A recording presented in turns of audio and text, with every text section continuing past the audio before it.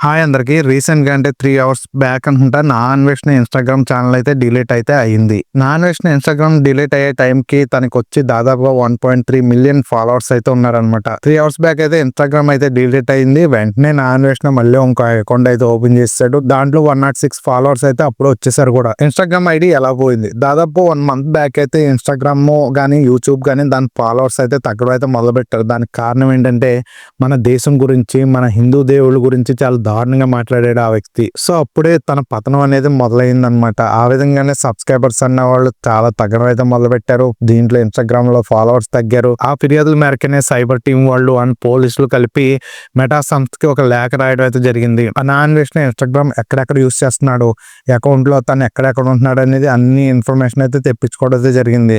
తర్వాత వచ్చిన ఇన్ఫర్మేషన్ బట్టి సైబర్ వాళ్ళు మళ్ళీ మెటా సంస్థకి ఒక లేఖ రాశారు. ఇలాంటి వ్యక్తి అసలు ఆ అకౌంట్ అయితే ఉండకూడదు, మత విద్వేషాలు రెచ్చగొడుతున్నాడు, అంతేకాకుండా దేశాన్ని కించపరుస్తున్నట్టు మాట్లాడుతున్నాడు. సో ఇంకా సో కొంచెం మ్యాటర్ అయితే పంపించి అకౌంట్ అయితే డిలీట్ చేయించడం అయితే జరిగింది. నా అన్వేషణ కూడా అనుకుని ఉన్నాడు ఇష్యూ అయితే అంతా సద్దుమణిగింది, ఇంకేమీ జరగదు అనుకున్న టైంలో నా అన్వేషణ యొక్క ఇన్స్టాగ్రామ్ ఐడి అనేది కొలాప్స్ అయిపోయింది. సో ఇప్పుడు అనిపించుంటది ఎందుకు ఇలా మాట్లాడానని, ఖచ్చితంగా అనిపించుంటది. ఎందుకంటే నెక్స్ట్ జరగబోయేది యూట్యూబ్ ఛానల్స్ మీదే. ఇప్పుడు ఇన్స్టాగ్రామే పోయింది, నెక్స్ట్ యూట్యూబ్ ఛానల్ కూడా పోతాయి ఖచ్చితంగా. 2 ఛానల్స్ ఉన్నాయి. 2 ఛానల్స్ తో దాదాపు ఛానల్ వచ్చేటప్పటికి 21.3 మిలియన్స్, ఒకటైతే 20.8 మిలియన్స్ ఎంతో సబ్స్క్రైబర్స్ ఉన్నారనమాట.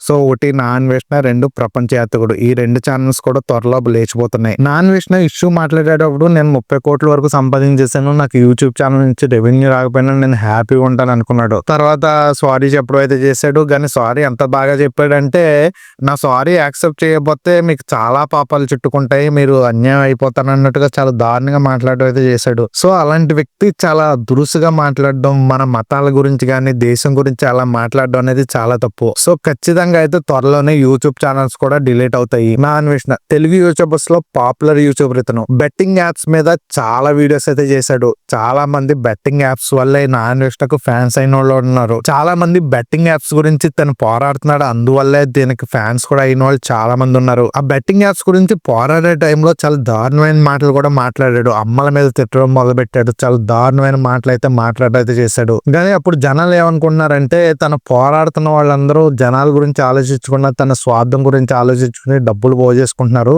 సో అలాంటి వాళ్ళ గురించి ఎంత దారుణంగా మాట్లాడొచ్చు అని జనాలు అయితే నా అన్వేషణకి సపోర్ట్ చేయడం అయితే మొదలు పెట్టారు. సో బెట్టింగ్ యాప్స్ వరకు నేను కూడా నా అన్వేషణకి సపోర్ట్ చేసేవాడిని. ఎందుకంటే బెట్టింగ్ యాప్స్ వల్ల చాలా మంది అయితే అన్యాయం అయిపోతున్నారు. పెద్ద పెద్ద సెలబ్రిటీస్ నుంచి యూట్యూబర్స్ వరకు అందరూ బెట్టింగ్ యాప్స్ మొదలుపెట్టి చాలా జనాలను అయితే నాశనం చేయడానికి రెడీ అయిపోయారు. సో అందరూ నా అన్వేషణ మాట తీరు కన్నా తను పోరాడుతున్న కాజు గురించి ఆలోచించి అందరూ నా అన్వేషణకి సపోర్ట్ చేశారు. దీంతో నా అన్వేషణకి నన్ను ధిక్కరించే వాళ్ళు ఎవరు లేరు. యూట్యూబ్ లో నేను సాహసిస్తాను. నేను ఎవరి మీద అయితే పడతానో వాళ్ళ యూట్యూబ్ ఛానల్ అనేది తగ్గిపోద్ది, వాళ్ళ వ్యూస్ అనేవి తగ్గిపోతాయి, వాళ్ళు యూట్యూబ్ లోనే పతనం మొదలవుతుందని విర్రవీగేవాడు.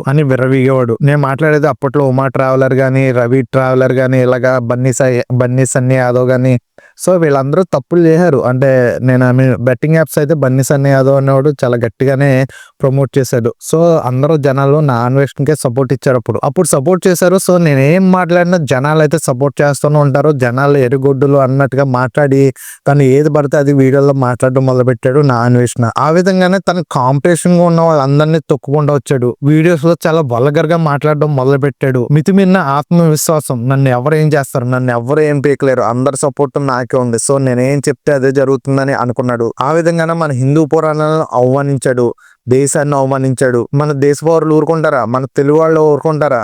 వెంటనే దెబ్బేశారు అన్వేషణకి, అంతే. ఆ వీడియో పెట్టిన కొన్ని సెకండ్లకి వేలల్లో సబ్స్క్రైబర్స్ అయితే తగ్గడం మొదలు పెట్టారు. దాదాపుగా 2 ఛానల్స్ లోను అండ్ ఇన్స్టాగ్రామ్ లోను మొత్తం 3 ఛానల్స్ లో కలిపి దాదాపుగా 10 లక్షల మంది సబ్స్క్రైబర్స్ ని కోల్పోయాడు. కానీ నాకు అర్థమైన విషయం ఏంటంటే, మన దేశం గురించి తిట్టాడు, మన దేవుళ్ళ గురించి తిట్టాడు. వానికి ఎక్కువ వ్యూస్ వచ్చినాయి. మన దేవుళ్ళ గురించి మాట్లాడినప్పుడే ఎక్కువ వ్యూస్ వచ్చినాయి. దాంతో ఏం చేశాడంటే, తనకు వ్యూవర్స్ తగ్గిపోతున్నప్పుడల్లా మన దేవుళ్ళని తీసుకురావడం మొదలు పెట్టాడు. మన దేవుడి గురించి దారుణంగా మాట్లాడాడు. ఏ మతం అయినా ఆ మతం గురించి మాట్లాడుకుంటే సరిపోతుంది. ఎదుటి వాళ్ళ మతాన్ని గురించి కించపరిచి మాట్లాడాల అసలు లేదు అసలు. కానీ అన్వేషణ అన్న వ్యక్తి మాత్రం ఆ హద్దులు దాటేశాడు. హిందువుల మనోభావాలు దెబ్బతీసే విధంగా చాలా దారుణంగా మాట్లాడాడు. కానీ హిందువులు మాత్రం ఊరుకోలేదు. చాలా పోలీస్ స్టేషన్ లో అతని మీద అయితే కేసు అయితే ఫైల్ చేశారు. ఆ ఎఫెక్ట్ ఇప్పుడు ఇన్స్టాగ్రామ్ అకౌంట్ అయితే డిలీట్ అయింది. ఆ విధంగానే నెక్స్ట్ యూట్యూబ్ ఛానల్ కూడా డిలీట్ అవుతాయి. ఒక వ్యక్తికి సపోర్ట్ చేసామంటే అతని కాజ్ ఏంటో అందరూ బలంగా అనుకుని అతనికి సపోర్ట్ చేస్తారు. అంతేగాని విర్రవీగి మాట్లాడతాను, నేను ఏం మాట్లాడినా అది నేను నా ఇష్టం, నాకు నచ్చినట్టు మాట్లాడతాను, అందరూ నన్ను ఫాలో చేయాలి అనుకోవడం మాత్రం మూర్ఖత్వం అది. ఆ వీడియోలు అయితే పోస్ట్ చేశాడు. ఇప్పటికీ యూట్యూబ్ ఛానల్ అలాగే ఉన్నాయి. తర్వాత మన సారీ చెప్పడానికి ముందుకొచ్చాడు. సారీ చెప్పాను. అది కూడా ఎలా చెప్పాడు? ఆ!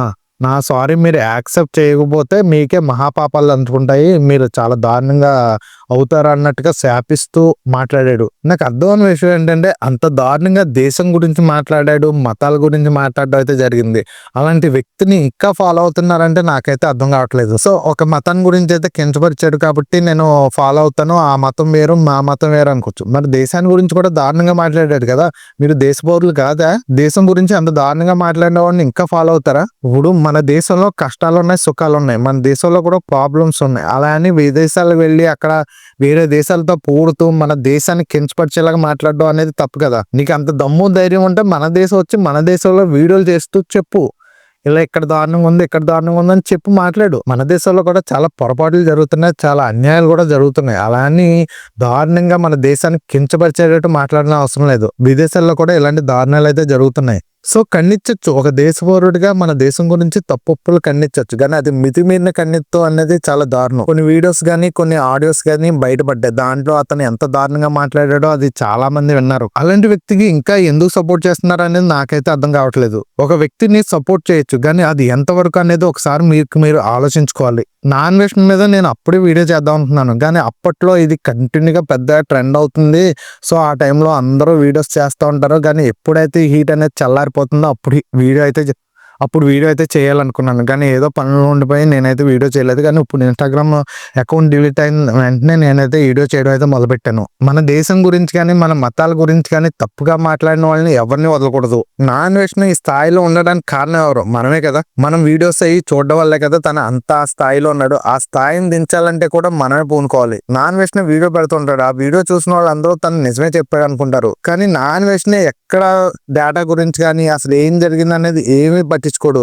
తనకి ఏమనిపిస్తుందో తను చెప్పుకుంటూ వెళ్ళిపోతూ ఉంటాడు. ఎలాగంటే రావణ్ లాగా. తను కూడా ఏం మాట్లాడుతున్నాడో తనకే తెలియదు. ఆ విధంగానే నా అన్వేషణ కూడా తనకి నచ్చింది మాట్లాడుకుంటూ వెళ్ళిపోతాడు. అంతెందుకు బెట్టింగ్ యాప్స్ లో గురించి కానీ లేకపోతే వేరే అంతెందుకు బెట్టింగ్ యాప్స్ గురించి చాలా మంది తిట్టడం అయితే జరిగింది కదా! సో వీడియోలో తిట్టేస్తాడు.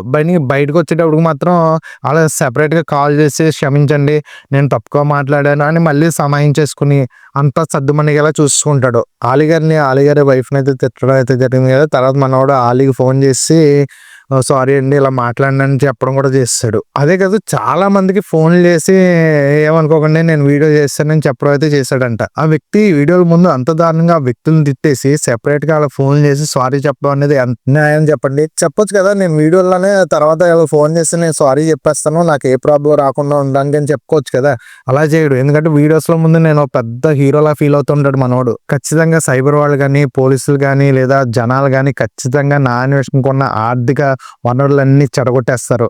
ఖచ్చితంగా ఇండియాకి రప్పిస్తారు. నా అన్వేషణ వీడియోస్ చేసినప్పుడు విఆర్ రాజు వీడియో కూడా ఒక వీడియో అయితే వైరల్ అయ్యింది. నా అన్వేషణ ధీటుగా అయితే విఆర్ రాజు అయితే రెస్పాండ్ అవ్వడం అయితే జరిగింది. నా అన్వేషణ మాట్లాడినప్పుడు విఆర్ రాజు గారు అమ్మగారి గురించి కూడా చాలా దారుణంగా మాట్లాడారు. వాళ్ళ అమ్మగారి గురించే కాకుండా చాలా మంది అమ్మవాళ్ళ మీద అయితే చాలా దారుణంగా అయితే మాట్లాడాడు. అంతెందుకు శివాజీ గారి మాటలు వ్యక్తీకరిస్తూ శివాజీ గారి గురించి ఎంత దారుణంగా మాట్లాడాడు ఈ అన్వేషణ. అంతకుముందు ప్రీవియస్ వీడియోలోనే ఆడవాళ్ళ గురించి ఎంత అసహ్యంగా మాట్లాడాడు. అతను వచ్చేసి ఇప్పుడు శివాజీ గారి కాంట్రవర్సీకి పెద్ద ఇష్యూ అవుతుంది, దీంట్లో నేను ఎలాగైనా జోక్యం చేసుకుంటే నాకు ఫాలోవర్స్ వచ్చేస్తారో, నా మీద మంచి పేరు వచ్చేస్తుందని శివాజీ గారి మాటల్ని ఖండిస్తూ చాలా దారుణంగా మాట్లాడాడు. జనాలు కూడా గుడ్డిగానే ఉన్నారు. నా అన్వేషణ ఆడవాళ్ళ గురించి అప్పుడు వీడియో పెట్టగానే అన్న థ్యాంక్స్ అన్న, మాకు చాలా ధైర్యంగా ఉన్నావు, నువ్వు అండగా ఉన్నావు అంటూ మాట్లాడారు. కానీ అంతకుముందు ప్రీవియస్ వీడియోల్లో ఆడవాళ్ళ గురించి ఎంత దారుణంగా మాట్లాడాడో మీరు చూడలేదా?